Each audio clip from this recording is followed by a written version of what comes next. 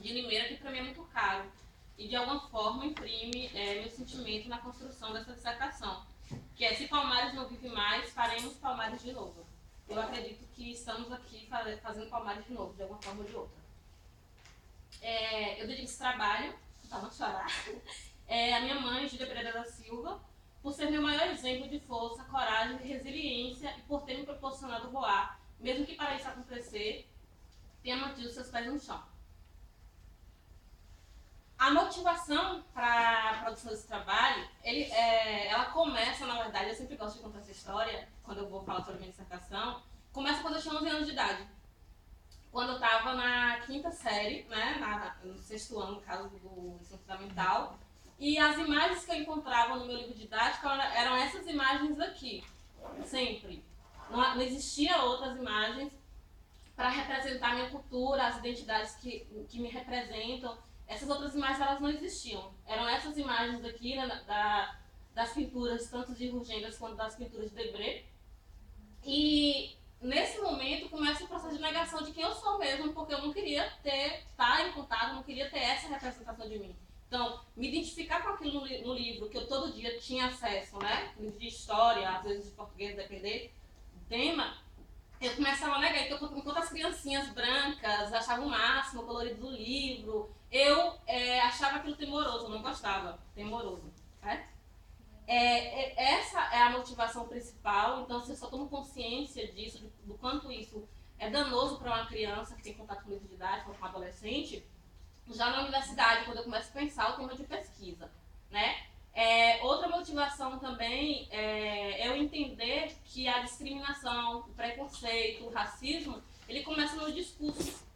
Então, é necessário desconstruir, né, dentro desse discurso, essas inscrições, né, que nos dizem o que é verdade, o que é mentira, o que é bom, o que é ruim. Então, assim, essas são, na verdade, as motivações principais para a minha pesquisa, né? São motivações pessoais, minhas mesmo. E eu trago, inclusive, essa fala, né, essa citação, que é da professora Ana Célia, aqui presente, e que ela, na verdade, também vai de acordo com o que eu acredito, porque quando a gente pensa no discurso, por exemplo, a gente pensa nos 12 meninos mortos na chacina do Cabula, ou quando a gente pensa nos 5 meninos mortos no Rio de Janeiro, pela polícia militar, a gente percebe que o discurso, né, jornalístico, o discurso social, seja no ônibus, seja na academia, seja em qualquer lugar, é um discurso que legitima a ação dessa polícia, entrar dentro de uma comunidade e poder matar essas pessoas. Então, assim, eu parto do princípio que a gente precisa reconstruir essas linguagens, esses discursos, e eu acredito que o livro didático ele tem a capacidade, ele tem a condição de fazer isso, de estar desconstruindo, de tirar do negro esse papel de marginal, de tirar do negro esses outros papéis que não nos cabem, né? Nos cabem outros papéis, como sempre couberam. E a Ana Célia vai dizer, né, a professora Ana Célia da Silva vai dizer que o Brasil teve no passado e tem no presente estratégias mais explícitas que a ideologia do branqueamento para fazer desaparecer o segmento negro. Essas estratégias consistiram no passado no envio para as guerras, como a do Paraguai, de numerosos contingentes da população negra do país, bem como extermínio da comunidade negra e mestiço do Arraial de Canudos.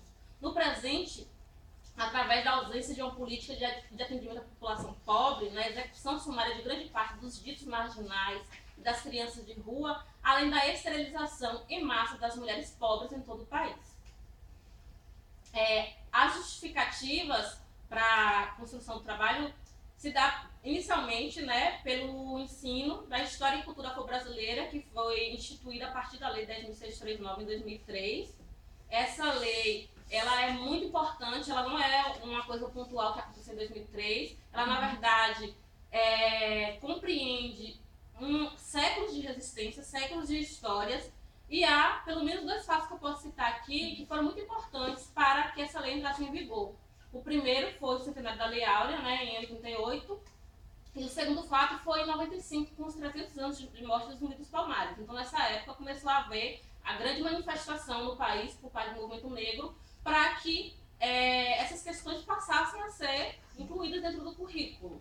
Né? Aí a gente também tem as diretrizes curriculares nacionais para a educação das relações étnico-raciais e para o ensino da história e cultura afro-brasileira, e africana, que foi em 2004. Então, eles fizeram um documento como é que essa educação deveria ser feita a partir de então. Então, a Lei 10.639, além de trazer isso, ela muda a LDB de 96. Porque na LDB de 96 vai ter uma mudança bem simples, né? Que vai dizer, tem que ensinar cultura africana, tem que ensinar cultura europeia e a indígena. Mas em nenhum momento fala de como isso deve ser feito. E as diretrizes curriculares nacionais vão dar conta, né, dessas questões todas aí, porque vai dizer para o professor, vai dizer para a estrutura educacional como é que isso deve ser feito. E depois também da questão, né, da importância do livro didático, porque por mais que a gente hoje em dia tenha acesso a milhões de outras coisas, como smartphone, notebook, entre tantas coisas, o livro didático ainda tem um lugar de muito prestígio dentro das escolas, principalmente nas escolas públicas, porque normalmente é o que o aluno pobre de periferia tem acesso. Então eles não têm, talvez não tenham acesso a outros meios. Então esse livro ele é muito importante para que os alunos tenham acesso não só à questão da linguagem, mas cultura, arte, enfim. O discurso, né, como eu já havia dito, como dispositivo legitimador do racismo, e a Lei 11.161, que é a lei que obriga o ensino do espanhol nas escolas públicas no ensino médio, é de oferta obrigatória e de matrícula facultativa para o aluno. Mas aí eu penso, bom, se o espanhol é uma disciplina obrigatória, tem também um compromisso de trabalhar as questões étnico-raciais de maneira interdisciplinar, né? Se o aluno em algum momento vai escolher essa disciplina para cursar, também o espanhol vai ter esse compromisso. Então, eu começo a questionar, né, como é que está o espanhol nessa questão toda, nessa estrutura toda. A minha pergunta de pesquisa, né, foi como as identidades de negras e negros são apresentadas nos livros didáticos de língua espanhola do ensino médio selecionados pelo Programa Nacional do Livro Didático, PNLD, em 2015, porque esses livros eles são distribuídos nas escolas do ensino médio, no caso. As minhas questões norteadoras foram: quais nacionalidades hispânicas têm maior protagonismo no livro didático? Porque eu comecei a refletir. Que língua é essa que é o espanhol? É uma língua eurocêntrica, é uma língua da Espanha, né, de brancos, entre aspas? Ou é uma língua de negros também? É uma língua da Guiné Equatorial, é uma língua de Cuba, é uma língua da Costa Rica, enfim, de países que têm uma cultura negra muito viva, muito forte, né? Então eu queria saber como é que essas nacionalidades apareciam e quais eram que apareciam. Aí depois eu vi com a outra, que é como as imagens retratam negras e negros. Eu quero entender como é que esses negros aparecem nas imagens desses livros didáticos, né? E por fim, se as negras e negros são retratados como sujeitos, se tem protagonismo. Porque não adianta aparecer lá uma imagem de uma pessoa negra ou um contexto ou uma poesia feita por uma autora negra. De que maneira eu quero entender como é que o negro protagoniza essa questão dentro do livro. Foram essas 3 questões norteadoras que eu tentei responder. O objetivo geral foi identificar como as identidades de negras e negros são construídas no livro didático de língua espanhola, selecionados pelo PND em 2015, com base nas DCNs, né, que eu já citei anteriormente, nas orientações curriculares para o ensino médio e nos parâmetros curriculares nacionais também do ensino médio, DCN. Os objetivos específicos foi verificar, né, quais nacionalidades de língua espanhola têm maior aparição, né, no livro didático de língua espanhola, mostrar se nas imagens pessoas negras aparecem de maneira complexa ou somente como figurante, constatar se há o predomínio de pessoas brancas nas imagens e identificar se negras e negros são protagonistas nos contextos em que aparecem. Esses foram os objetivos específicos. Para a orientação teórico-metodológica, eu utilizei uma pesquisa qualitativa que Mendes entende, né, como esse adjetivo qualitativo, que denota, né, a ênfase no processo e nos significados que são rigorosamente avaliados em termos de qualidade, quantidade, intensidade e frequência. Implica também a percepção da realidade como fruto de um processo de construção e de atribuição social de significados e de valor. Né? Então, assim, eu entendi que a pesquisa qualitativa daria conta de tudo que eu queria ver dentro desse livro. E, como aporte teórico, eu contei com a linguística aplicada, que, segundo Paraquet, minha orientadora, aqui presente, a LA como uma disciplina que compreende as linguagens em uso e que está atenta às diferenças e às semelhanças que nos constituem como sujeitos complexos e contraditórios, mas suficientemente mutantes para trabalhar por um mundo melhor, onde haja mais equilíbrio no uso e na compreensão das linguagens, seja dentro ou fora do contexto escolar. Eu acho válido dizer que a linguística aplicada, inclusive, me dá a oportunidade de falar em primeira pessoa, de falar a partir das minhas experiências, de falar a partir de mim, sem esse distanciamento que às vezes a academia tanto cobra da gente. Então, assim, eu tenho dentro dessas correntes teóricas da linguística aplicada um aporte que me dá essa possibilidade. Os objetos de pesquisa foram as duas coleções, né, que o PNLD indicou para esse uso, que foi Cercania Jovem e Enlaces Espanhol para jovens brasileiros, no caso, jovens brasileiros. E em um desses livros, né, que é o Enlaces, que também se aproxima, né, como eu posso dizer, se aproxima que se aproxima mais ou menos, os dois têm em comum objetivos em relação ao ensino e aprendizagem de língua. O Enlace vai dizer que tem como prerrogativa promover no aluno brasileiro o desenvolvimento de competências e habilidades que os permitam conhecer e respeitar o pluralismo linguístico e cultural hispânico, estabelecer relações e reconhecer elementos constituintes de sua própria cultura a partir do contato com as culturas hispânicas. Então, de alguma forma, o livro, o Enlaces e o outro também, Cercania, vai andar mais ou menos nesse caminho de compreender essa diversidade mesmo, cultural, linguística. E aí, é isso que ele se propõe lá. Aí a gente vai, na investigação, a gente vai saber que a coisa não funciona muito bem assim. A dissertação ela foi organizada, no caso, em 6 capítulos. O primeiro capítulo foi a introdução, foi o que eu acabei de dizer para vocês, questão da motivação, da justificativa. O segundo capítulo, eu tratei do livro didático espanhol na educação básica de ensino. Primeiro, eu falei da questão dos materiais didáticos como dispositivos emancipatórios, porque é como eu acredito que tem que ser o material didático mesmo. Ele tem que servir como dispositivo emancipador do estudante, e não enclausurador, e não como mantenedor de verdades absolutas, nada disso. Muito pelo contrário, tem que estar de acordo com a realidade do aluno, estudante de escola pública brasileira, lembrando que o Brasil é um país plural, mas normalmente o que se obedece não é a pluralidade dessa cultura, né? Obedece uma língua eurocêntrica mesmo. E também tratei do PNLD e o ensino e aprendizagem espanhol. Aí eu trato um pouco da questão do PNLD, qual é a importância que esse PNLD tem, né, a partir do ensino e aprendizagem de língua espanhola. No terceiro capítulo, eu tratei da importância do ensino da língua espanhola para aprendizes brasileiros. E Zapata vai dizer que a presença africana não pode reduzir-se a um fenômeno marginal de nossa história. Sua fecundidade inunda todas as artérias e nervos do novo homem americano, da nova mulher americana, né? Precisa acrescentar isso. E o espanhol, no caso, esse capítulo eu trato do espanhol no mundo, né? Então eu quero entender como é que o espanhol, que língua é essa, né? Que está aí no mundo, em mais de 20 países. Trato também da questão da importância do espanhol no contexto brasileiro e lugar de expressão da cultura negra hispânica no livro didático. Então é nesse primeiro momento que eu faço a primeira análise, que eu vou identificar quais são essas nacionalidades que aparecem, né? De alguma forma, como elas aparecem também. Aqui eu fiz uma tabela, né, para mostrar para vocês a quantidade de páginas que são dedicadas aos países de língua espanhola.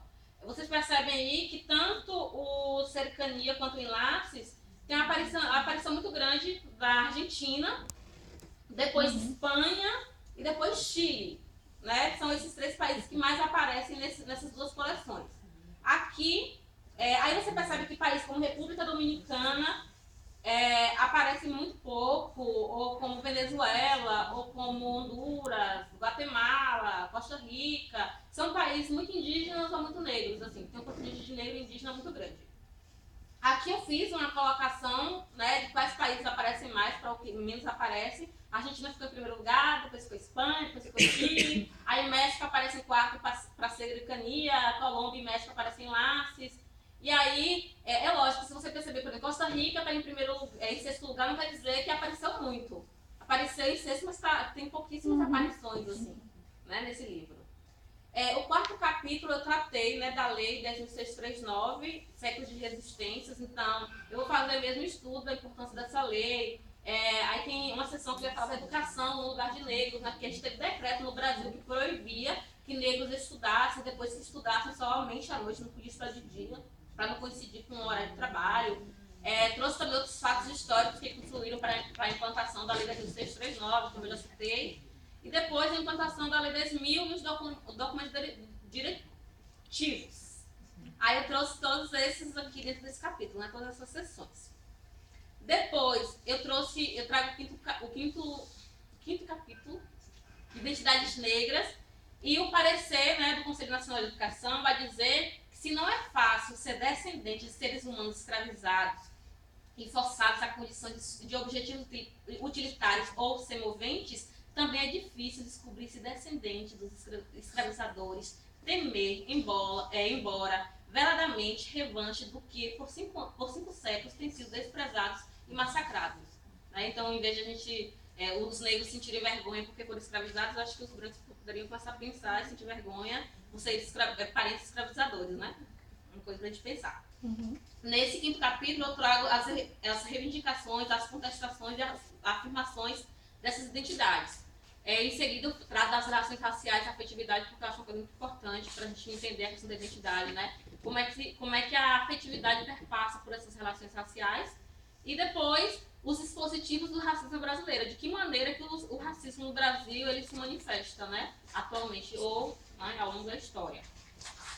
Por fim, né, o sexto capítulo, eu trago as identidades negras nos livros didáticos, né? Aí eu vou agora analisar tanto a questão das imagens, né? As negras e os negros nas imagens, os dados proporcionais, né, dos grupos étnicos nos livros didáticos e as vozes negras silenciadas, que eu vou retratar um pouco da questão do protagonismo, né? Como aparece, de que maneira aparece. Na cercania, a presença de pessoas brancas encontra-se em cerca de 63 páginas, né? Somente páginas dedicadas a pessoas brancas. Eu fiz isso, aí depois eu venho e vou ver de que maneira que essas pessoas brancas aparecem, né? Geralmente é para representar cinematografia, consumidores em lojas de roupa, contexto de diversão, desportistas famosos, famílias, padrão de beleza, participação na história política, na pintura, literatura, na arte de uma maneira geral. Depois, né, eu venho e trago presença de pessoas negras e brancas, em contexto, né, onde eles estejam dialogando ou não. Nesse contexto eu vou perceber que não há um diálogo entre essas pessoas. Né? As imagens vão sendo postas sem nenhuma contextualização, são raras as aparições onde há realmente a presença, né, dessas pessoas dialogando. E por fim, aí no caso foram 22 páginas, cercania, e depois presença só de pessoas negras, páginas onde tinha só pessoas negras, e aí a gente tinha 11 páginas. E essas, não houve, por exemplo, em cercania, nenhuma imagem que deteriorasse a posição do negro, por exemplo, mas ainda são imagens pouquíssimas, né, se a gente for comparar com as outras aparições étnicas. E no Enlaces, houve 63 páginas, no outro 62, nesse 63 de pessoas brancas. Parece que a editora fez uma reunião lá e decidiu quantas páginas iam colocar, porque coincidentemente apareceram páginas, o número não muito parecido. E também para representar consumidores, contexto de trabalho bem remunerados, contexto educacional, contexto familiar ou de afeto, contexto político, padrão de beleza, né, a forma de se vestir, o exercício da autoestima também, personagens protagonistas em telenovelas, filmes, séries e pessoas famosas, né? Essas pessoas brancas normalmente apareciam para representar esses contextos aí. Para presença de pessoas negras e brancas, 41 páginas. Aí já teve uma quantidade, né, maior um pouco, mas também da mesma maneira. É difícil a gente ver diálogo entre essas etnias, assim. As imagens vão sendo postas mesmo, assim, não tem, como eu posso dizer, um diálogo mesmo, assim, uma interação. E de pessoas negras, 10 páginas. Páginas somente dedicadas a pessoas negras nas 3 coleções, lembrando aí que são o volume 1, volume 2, volume 3. Então, assim, 10 páginas nas 3 coleções, só de pessoas negras. E aqui eu trago, né, para cercania, a porcentagem, né, de pessoas brancas apareceu pelo menos 65%, negros e brancos 22% e negros 12%. Enlaces, 55% de pessoas brancas, negros e brancos 35% e negros 8%. Eu trouxe só esse exemplo aqui para vocês entenderem mais ou menos como foi que eu fiz, que é esse poema Rima, que é de Gustavo Adolfo Bécquer, que é um poeta espanhol na época do romantismo, e ele traz esse poema, né, daquela época, tá? O livro propõe esse poema para discutir é a questão da mulher, né? A mulher inalcançável, a mulher que não existe, a mulher perfeita. E ele cita 3 tipos de mulher. Um é a mulher morena, que está aqui, que é a mulher ardente, a mulher símbolo da paixão, que tem, né, a alma cheia de ânsias e gozos e tal. A mulher, que seria a mulher branca, né, que tem a frente pálida, as tranças de ouro, que pode brindar contos na história sem fim. E por fim, a mulher que não existe, né? A mulher que o eu lírico do poema deseja. A gente não, eu imagino, por exemplo, que não deve deixar de trazer esse poema por livro didático. Não é essa a questão. O que eu questiono aí é quais são as atividades que são propostas para trabalhar esse poema. Se eu trago um poema desse para um livro, né, do PNLD, que vai trabalhar com alunos, que na maioria, né, negra, de escola pública, eu tenho que desconstruir que mulher negra é essa daí. Eu tenho a obrigação de desconstruir. Porque a lei 10.639 está lá dizendo que eu tenho que fazer isso.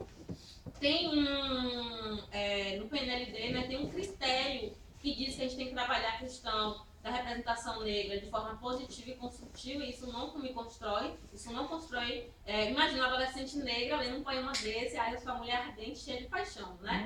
Realmente não pelo menos acho que o Estado, né, a política de Estado não deve implantar esse tipo de conectivo, né, com a nossa identidade. Para as considerações finais, né, e minhas perspectivas futuras, eu percebi que aparecem poucas aparições e pouco protagonismo das pessoas negras. As pessoas negras não são utilizadas como adereço ou em viés descontextualizados. Os livros didáticos não demonstraram propriedade para discutir as identidades negras. Os livros didáticos comportam a estrutura epistêmica eurocêntrica, porque quando a gente fala de literatura, é uma literatura branca, não tem uma literatura indígena, não tem uma literatura negra. Forte, né? Não aparece realmente como deveria, como eu acredito que tem que ser, como os documentos pregam também. Eu acredito que deve haver uma amplificação e manutenção das políticas públicas voltadas para o empoderamento negro. Então, assim, além das políticas que já existem, né, das leis, dos documentos, é necessário que haja mais para que possa haver mudanças dentro desse material didático, dentro desse livro didático.